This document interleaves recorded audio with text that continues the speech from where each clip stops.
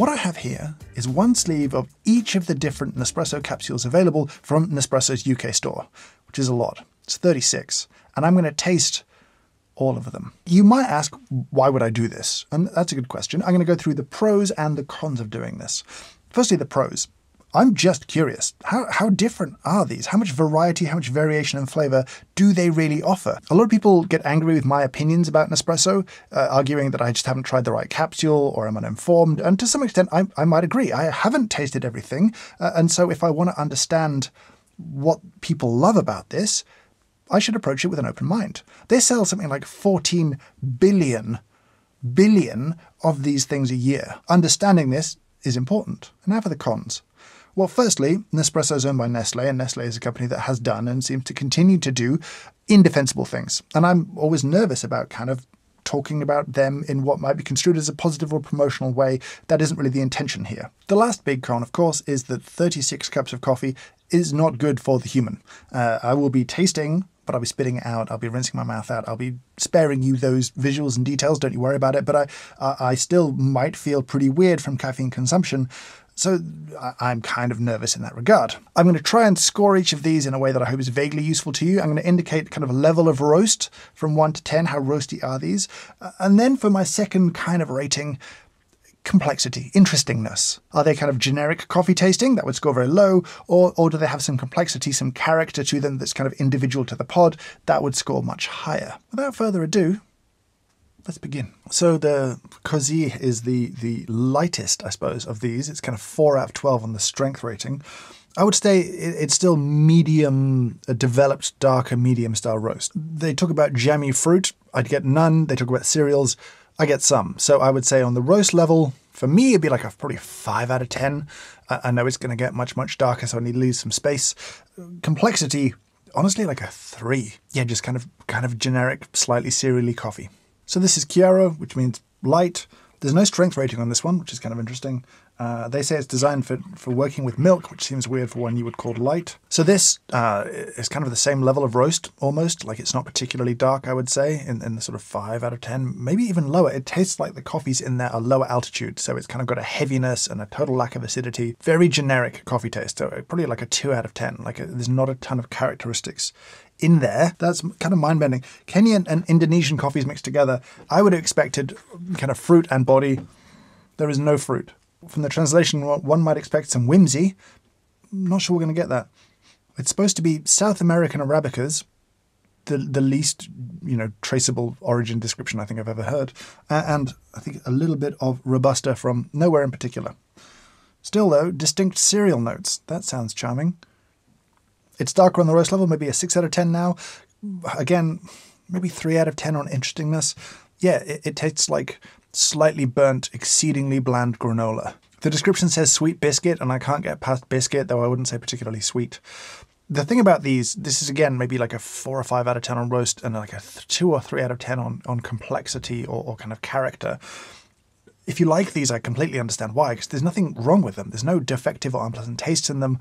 They're just not very complex or interesting. This has tasted in some ways very similar to everything else I've tasted so far, which is beginning to stress me out. So this is the same pod as the previous one, but decaffeinated, and it has absolutely no aroma, which is interesting.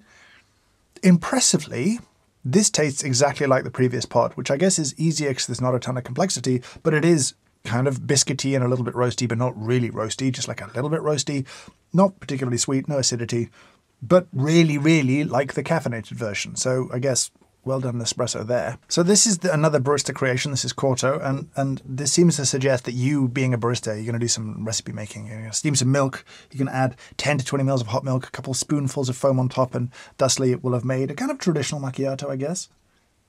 It's got some punch. It's got some impact. I could definitely see why you might want milk with this. Maybe 7, 8 out of 10 on the roast scale. I will say this tastes more of coffee from somewhere. You can taste the Robusta in there. I would give it like maybe a 4 out of 10 for complexity. Woody, spicy, earthy, roasty, a little bitter, no acidity. Like it's a big, heavy, heavy thing. So another Barista Creation, this time Scuro, which means darkness. So that kind of from a roasting perspective makes me nervous. They say like a 25ml ristretto style thing with some milk, because this is for, milk drinks. I think that's the vibe here. That's weird. Not super roasty. like a 4, maybe 5 out of 10. Character, maybe a 6. It tastes like stale berry flavored cereal. Now we're going to move into the single origin stuff where honestly, I have higher hopes. So this is a black honey process. So, you know, after the fruit has been depulped, a lot of mucilage has been left on there. Typically you'd expect some fermented kind of notes in those kind of coffees. They're once again promising, can you guess it? Cereal. The good news is you can taste a little of that fermented kind of character of a black honey that you often get. It's pretty smothered. It's pretty pushed down. It's just really kind of roasty over the top, and that feels like a shame. You've got an interesting process from an origin that you're not really showcasing. Roast level, like a 6 at this point. Character, kind of a 5, but a disappointed 5. No, I'm revising that back down to a 4. It's a 4 for character. It really is too subtle, and that's such a shame. Master Origins Indonesia. Now, I could have gone for an espresso or a lungo. I felt an espresso was really the way to go. Roast level's definitely creeping up there. I'm going to say 7 out of 10. And to be honest, that's really impacted the characterfulness of the coffee. Wet-held coffees from Sumatra, which is what this is and where this is from, can be really characterful. It's a bit Marmite. Some people really hate it. Some people love it. But that kind of vegetal, earthy, heavy thing that you get is there, but it's really muted and turned down. And I feel like if you like that, you'd be left wanting more. And if you don't like that, then you're not going to enjoy it anyway. And it just sort of sits in the middle and doesn't have an opinion. And I want it to have an opinion. Have an opinion. You know, with this Ethiopian capsule, I feel like they could really break my heart. Because if there's one origin that, you know, is a great stepping stone to get people excited about single origin coffees, I think Ethiopia is definitely one of the obvious choices. Now, this is a natural process. It's a dry process coffee, so we should get a ton of fruit. They're promising orange blossom and rich fruit jam. That's exciting. That's not terrible news. It's a little roasty still, like a 5 or 6 out of 10. But character is absolutely there. You can taste that it's a natural process really clearly. That's good. So I'm going to give you like an 8 out of 10 for character. This, if you gave it to somebody and were like, does this taste like coffee? They'd be like, ooh, I don't think it does. It tastes kind of weird. I don't know what that is. That's really important. That's really useful. I think that's a good thing. This is by far the most interesting capsule so far. It doesn't come close to what Ethiopian coffees are capable of, which still kind of bums me out. So going into this Colombian capsule, you should know that I have a slight bias probably towards Colombian coffees. Some of my favorite coffees have been from there. I love the diversity of the country's profiles. You can go from like heavy, rich, chocolatey through to jammy, through to light and bright and almost citrusy. What will they pick as their kind of quintessentially Colombian profile? So there's good and bad here. That's the first time I've thought about acidity in this whole tasting so far. This is the first coffee and I'm like, oh, a little fruit acid. That's kind of nice. It's kind of upfront roast and a little acid behind it, a little fruit in there too. 6 out of 10 for me on the roast level. You know, it's present. It's not dominant, but it's the first thing you notice. This has some character. It made me think about acidity and fruit, and that's good. So I'll give it a 7 out of 10 for character. It tastes of something of somewhere rather than just a generic roasty cereal taste. So this has a bunch of monsooned Robusta. So monsooning coffee is when you leave it in a warehouse to essentially absorb some moisture and the sea air often. You get a very, very low acidity, very heavy, often very woody profile. Robusta tends to a slightly woodier profile compared to Arabica, so I'm expecting a lot of wood. They have this at the 11 out of 12 scale, and I'm just a little nervous of this. Oh, no. Okay, if you like this, I'm sorry, it's just really not to my taste. But that is very bitter. They're really roasty, like 9 out of 10 on the roasty front. Like it's really harsh, no acidity. I'm not sure it has character necessarily. There's a woodiness that is just dominant to this thing. And the thing that bums me out, that kind of makes me angry at Nespresso, in this one singular instance, is that someone might drink this and be like, oh, I don't like Indian coffee. And you're like, no. That is not a good representation of Indian coffee. This is what Nespresso thinks you should think Indian coffee tastes like. I completely disagree. So I'm not exactly sure what this one is. It makes a reference to the La Cumplida farm, but also the La Cumplida farmers, which is often how you talk about a cooperative. So I'm not entirely sure if it's a single estate or a kind of group of producers. It's a innovative fermentation, they say. It's a natural. They're saying fruity, candied, cherry, and pomegranate. It's going big, Nespresso. I appreciate your ambitions. So the first sip, you're like, ooh, character, fruit, fermentation.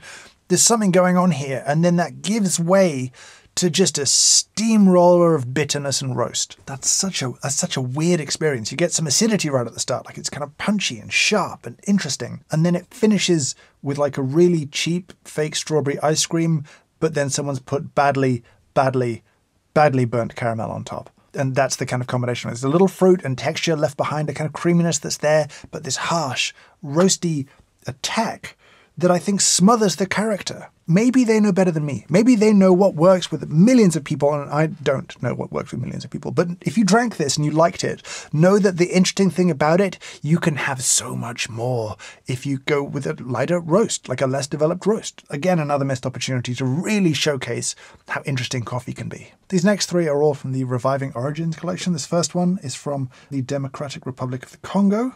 And if I'm honest, I feel like Reviving Origins is, I don't love it. You know what I mean? It's reviving, bringing life back. There's a little bit of a savior undertone to that one. You could have gone with re-engaging or not abandoning anymore. Anyway, they're kind of championing their work they're doing with producers there to revive the origin.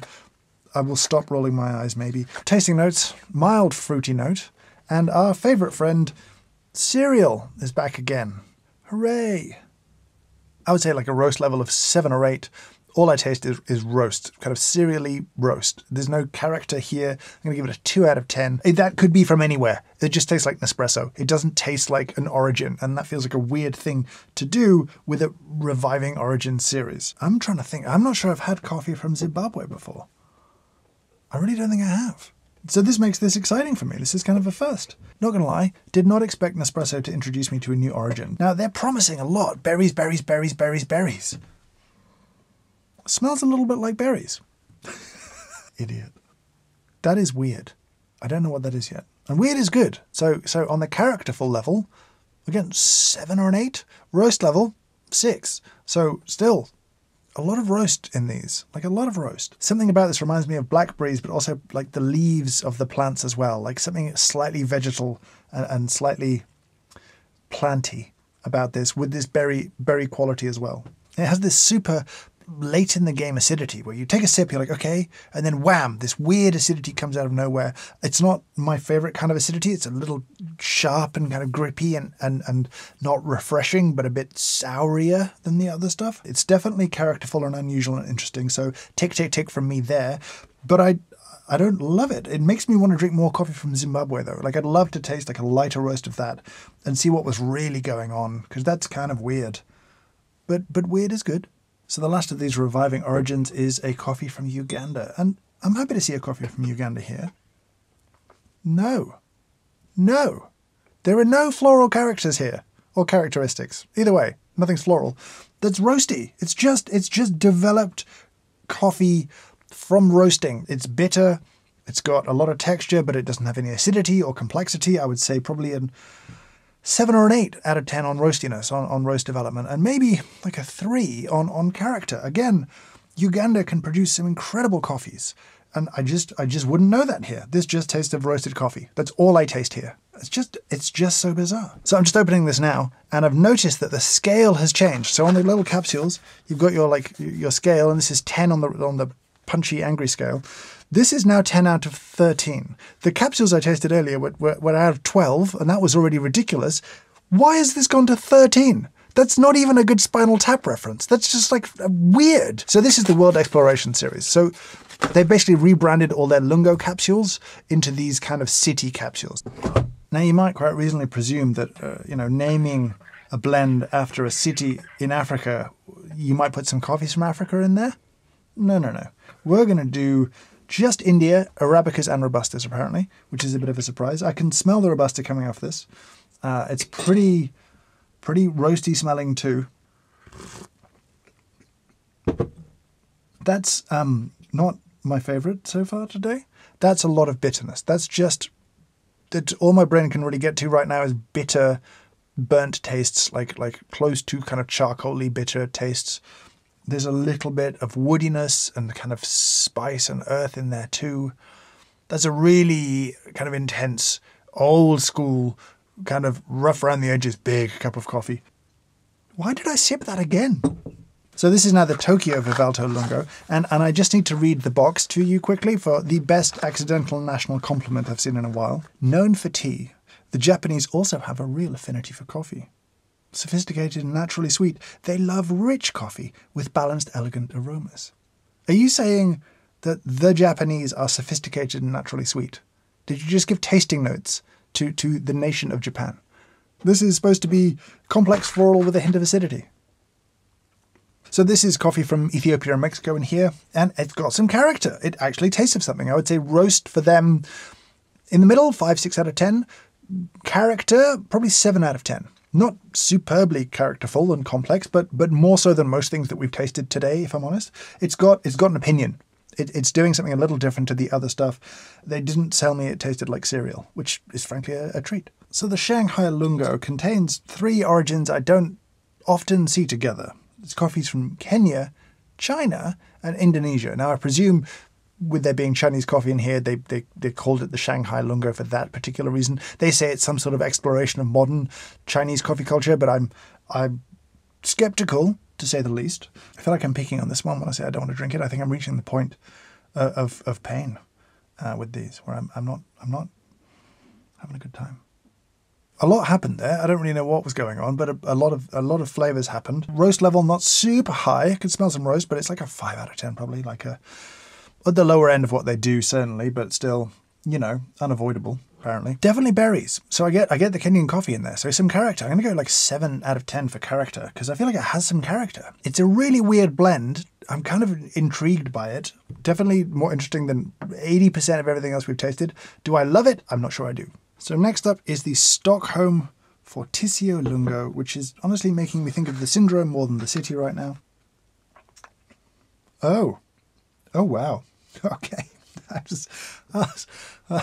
Oh dear. I was thinking, this is okay, it's kind of malty maybe, but I'm not getting the savory. And then I kind of swallowed and was like, oh no, there's the savory. It's like roast, savory. And I don't know. If I was from Stockholm or just Sweden in general, I would feel a little bit offended at this point that this is what Nespresso thinks you drink and like, and it best represents you. That's not for me. Not for me. Next up on our trip around the world is Vienna. Obviously famous for its coffee culture. These days you can still visit very old, beautiful coffee houses where people are allowed to smoke inside. And that's kind of my abiding memory of those.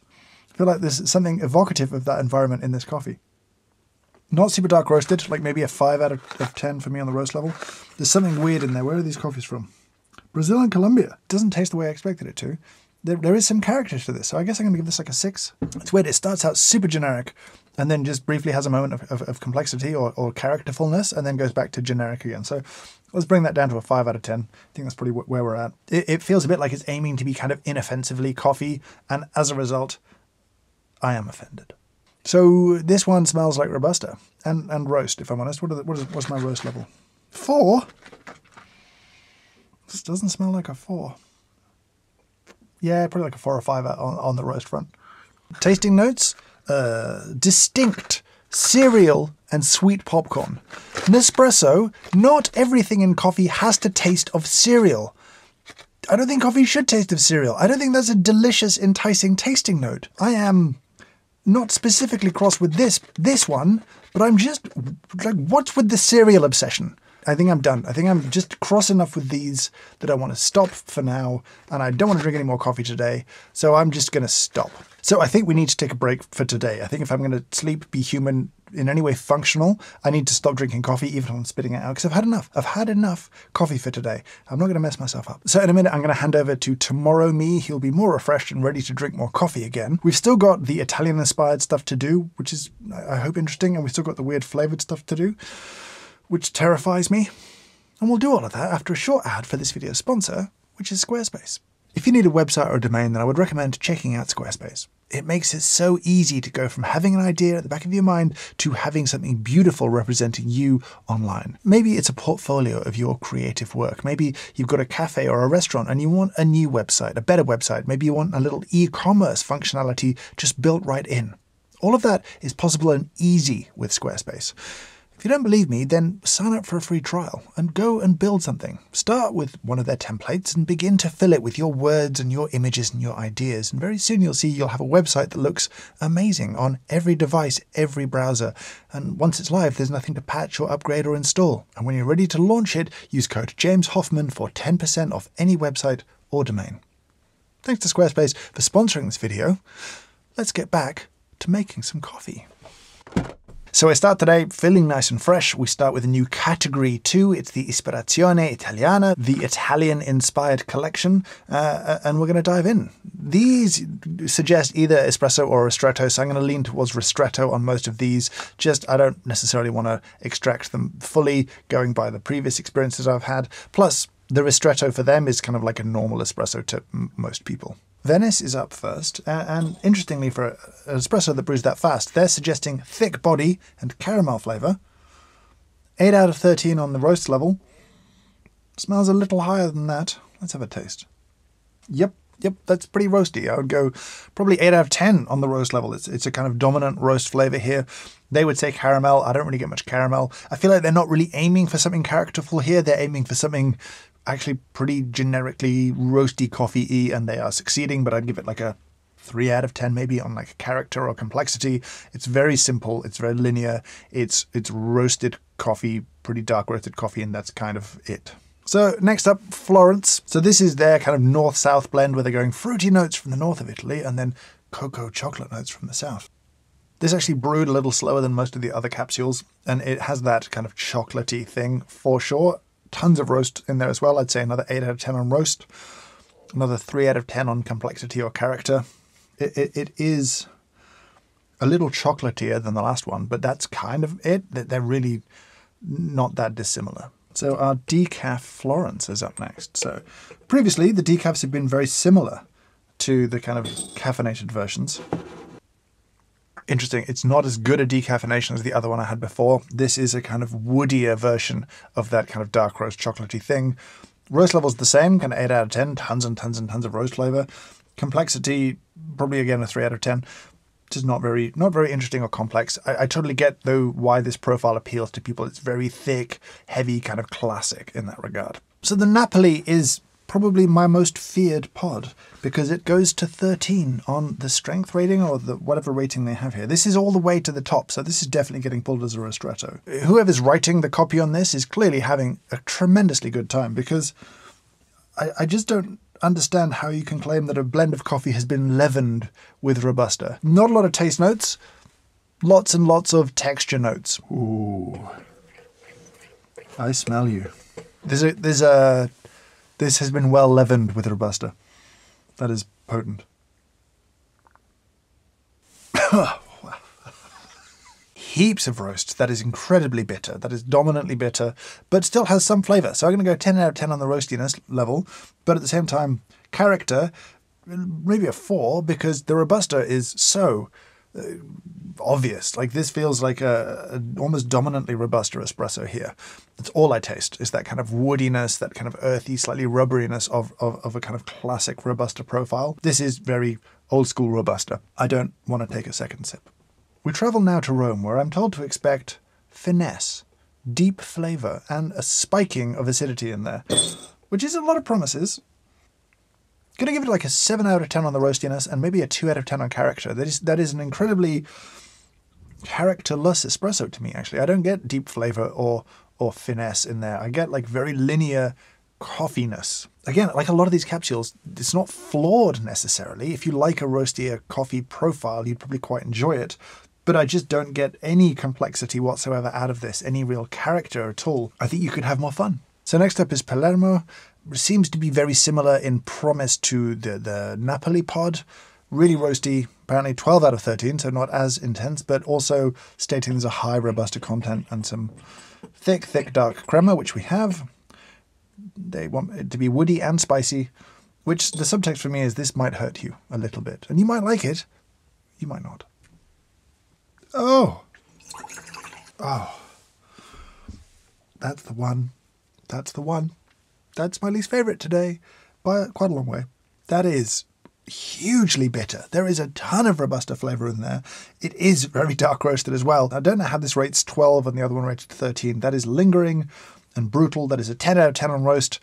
I don't even know how to score that on complexity, because that has a ton of character that I don't like at all. That's just me. I don't like that profile at all. You might. I just really don't. And so I have to give it like a 3 out of 10.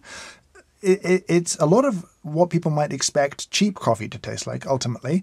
And that's kind of interesting that they're doing this in a premium package, as a premium product, at a premium price.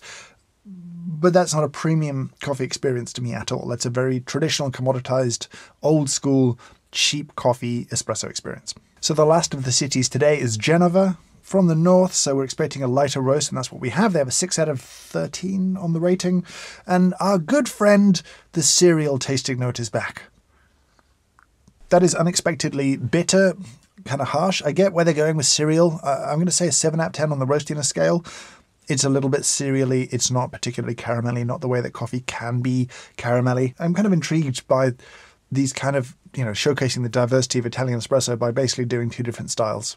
So we move from Italian city inspiration into just, apparently, drink inspiration. This is the ristretto capsule, which is kind of a weird movement. I get the ristretto is an Italian drink, or it's Italian in origin, but thematically bizarre. Interestingly, they're claiming it's sort of dual roasted. They're saying long roasted for kind of body, so a pretty drawn out roasting process, and then short roasted for fruit. Big roast, 9 out of 10, very roasty, tons of texture, very fluffy actually, not thick and syrupy, but more like fluffy and moussey, and then it's gone. And you're left with like a bitter aftertaste, but it's not like a mouth coating kind of syrupy thing. It's a weird textural experience. I'm going to say 9 out of 10 on the roast level, 2 out of 10 on the complexity level. So another ristretto pod, but this time decaf. So there's been one hit, one miss in terms of replicating the original flavour on the decaf version so far. Will this be very similar? Do I want them to succeed? I don't know. Well, that's unexpected. I like that more than the caffeinated one. It's got a little acidity to it. It's got a little bit more complexity. I don't know what, I think I definitely prefer the decaf version. So I guess a point there for that. Probably an 8 out of 10 on roast, but it doesn't feel quite as punishing. It's got more complexity, like a 4 out of 10 maybe. I feel like points to Nespresso for doing a pretty good job of replicating the caffeinated versions in the decaf versions. Less points, though, for offering a good level of diversity to decaf drinkers in terms of coffee's flavour. That, I feel like, is an opportunity they haven't really taken yet, and I hope they do. So this is the first of 2 limited edition in the Italian-inspired range, and I'm excited for both of them. So this is the Novecento, so this is like the kind of capturing of the 1900s of coffee. So this is like old school, basically. It's inspired by Italian history. It's got a good kick of Robusta in it. This is like your classic profile as Nespresso see it. That's interesting. They give it a 9 out of 13 on the whole whatever scale. I would be like 7 to 8 on the roastiness level. I thought it would be roastier than that. There is a good hit of classic but pretty clean Robusta in there. It's not defective, lower quality sort of stuff that really gets very rubbery or almost moldy tasting. It's kind of classic Robusta espresso flavor. That's the kind of, not quintessential Italian espresso, but that's an interesting caricature of that idea in a pod. And so in contrast to the old school, this is their version of the new school. This is Millennial. This is the modern coffee movement thing. So they're saying it's kind of lighter roasts, Brazils and Colombian coffees with some coffee from India too in there. I don't know if that's really, on paper representative of, modern specialty coffee. I feel like that would be like a lot of high-grown, very clean, sort of bright, fruited Central American coffees as espresso. I feel like that's really the kind of quintessential taste of modern espresso to me.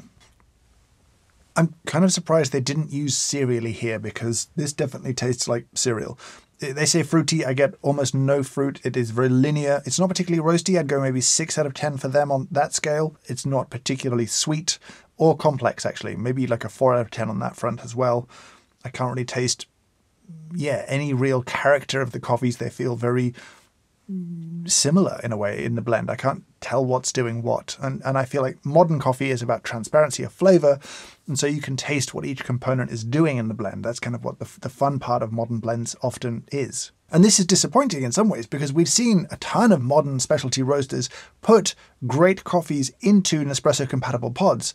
Those are much more representative, I feel, of the modern coffee movement than this particular pod is, which is just a lighter roasted Nespresso pod, but it's really missing the joy of the diversity of flavor that we tend to drink and enjoy in modern specialty. We're into the home stretch now, and we've moved into the 3 last pods, which are all essentially flavored coffee.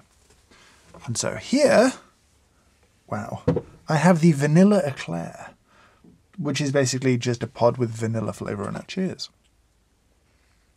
We're not going to give scores anymore. It's weird that I'm usually tasting vanilla in coffee with a ton of sugar in there as well.